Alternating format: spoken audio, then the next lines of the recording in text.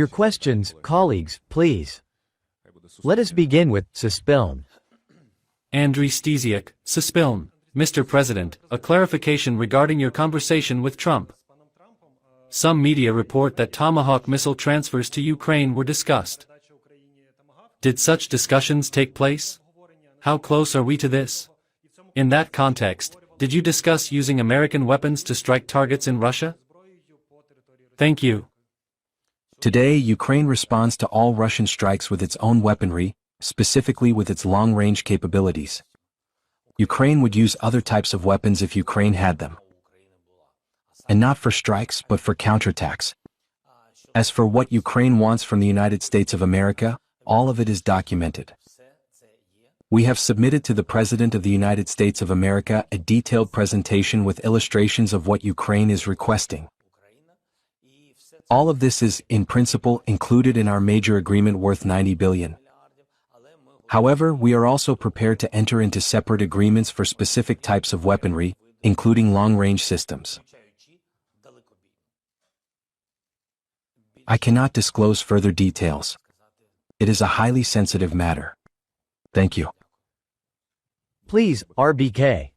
Allow me to ask a question regarding oil and finances. Following your visit to the United States, I heard statements from Mr. Trump and concluded that his stance on imposing oil-related sanctions against the Russian Federation, specifically secondary sanctions, has somewhat softened. What is your impression? And regarding your conversation with Mr. Fico, did you discuss alternative routes for oil deliveries to Hungary and Slovakia?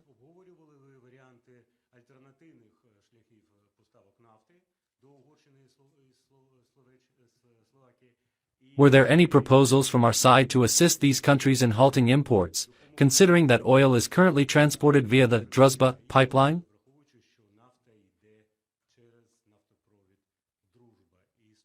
And concerning finances, if I may ask, how do you assess the chances of obtaining permission from the European Union to fund military needs using their financial resources?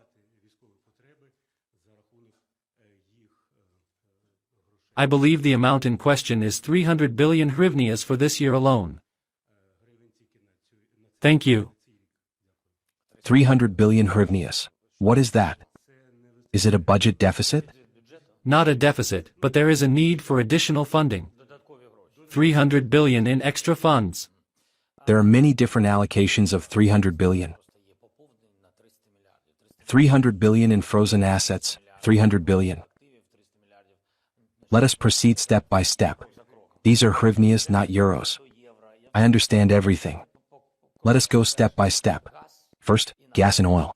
We are interested in maintaining normal relations with all partners in the European Union and with all representatives of the North Atlantic Treaty Organization. Slovakia is one of those countries. We are ready to assist them with alternative supplies, but not with oil and gas from the Russian Federation. I reached an agreement with Prime Minister Fico. I am not opposed. In fact, I support a meeting between our governments which I believe will also take place in October. There will be a session of government officials in Slovakia, where Ukraine can and will propose alternative steps for energy support. But only if the discussion does not involve Russian oil and Russian gas. With the Hungarians, we could also engage in dialogue, but we have received no steps from them, apart from certain signals in the media, which are clearly not in support of Ukraine. I hear nothing else. And then there are reconnaissance drones, reconnaissance operations as well. We have observed one drone and there is corresponding movement. I have requested, by the way, that this be shown to the public because they claim we are fabricating something. I asked our intelligence and armed forces. I'm not sure if they've shown it yet. No, they can show it. Everything is electronically recorded with photos and materials. Let them show it. Therefore, I do not see any positive steps from the Hungarian leadership, not speaking about the population but from the leadership, no steps toward engagement. However, we are always open to dialogue. Yes, and it is very important that they are conducting reconnaissance. That is very important. What is a Hungarian reconnaissance drone studying on the territory of Ukraine? Perhaps alternative routes? I essentially understand what.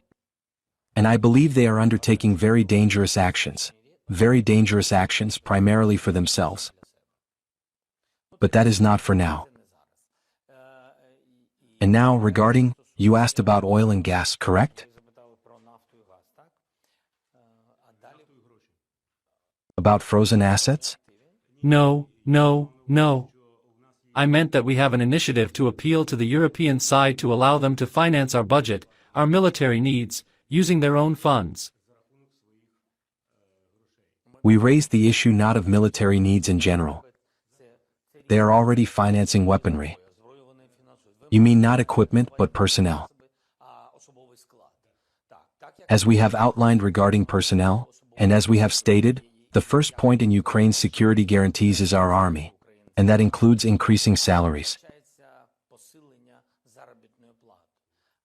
Regarding salary increases during a ceasefire, during a time when our partners are present, meaning there are security guarantees for Ukraine, then during that time of security guarantees, our army must be financed.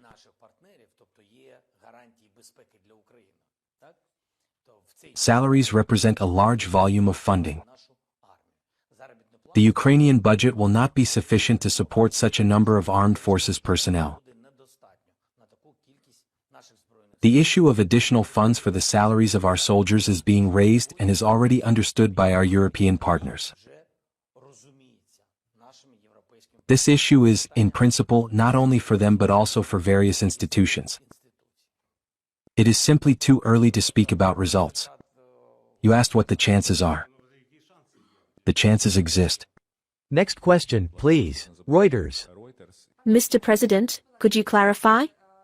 In your Axios interview, you said Ukraine lacks resources to retake all occupied territories militarily. You mentioned a diplomatic path in the future. At the same time, you supported President Trump's claim that Ukraine could buy back its lands. How do these positions align? Can we expect more support from Europe and funding for American weapons? Or are we seeking more US arms through other channels? How does this work? Yes, that is correct. Could you elaborate? More specifically? It is difficult to speak in full detail about everything. It is important that everyone understands, all our territory, absolutely all of it, is about a just peace. I am confident that, in the end, that is exactly what will happen. When we discussed the current situation, we concluded that Ukraine has not lost the war. Everyone understands that we are winning, as Russia has failed to destroy and dismantle Ukraine, and I am confident it will not succeed. Secondly, do we currently have enough strength? We have enough strength to prevent occupation and to hold the front line. That strength is sufficient. But, as you know, there are delays in deliveries and delays in financing. Right now we are facing shortages. These issues have not yet been fully resolved. For example, the full funding of interceptors. We have already launched a robust production system. Many Ukrainian companies now understand how to manufacture them. But funding remains insufficient. At present, we do not have enough capacity to take the necessary steps. And that is clear. I believe it is clear to everyone, to us, to you, and to our partners. Therefore, in principle, the United States of America believes that the Russian Federation is currently losing time and losing many lives, because it will not achieve its objectives. And the key decisions made with the United States are that America will support Ukraine to ensure that Russia does not reach its goals.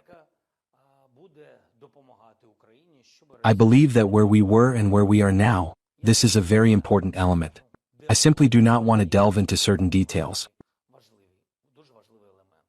Our task is to strengthen Ukraine as much as possible, through political support, and through support in the form of various types of weaponry that we currently do not possess. Not yet. That has been the case with every type of weapon or reinforcement since the beginning of this war. But for now we do not have it. I know that, eventually we will receive everything. It is a matter of time. We do not want to lose time because we are losing people. I'm speaking about our people, certainly not about the enemy. And for us this is critical. To achieve this, pressure from the United States of America and from President Trump is needed to bring the Russians to the negotiating table. And it is clear that if we enter a diplomatic track, then I believe all further issues will be resolved exclusively through negotiations.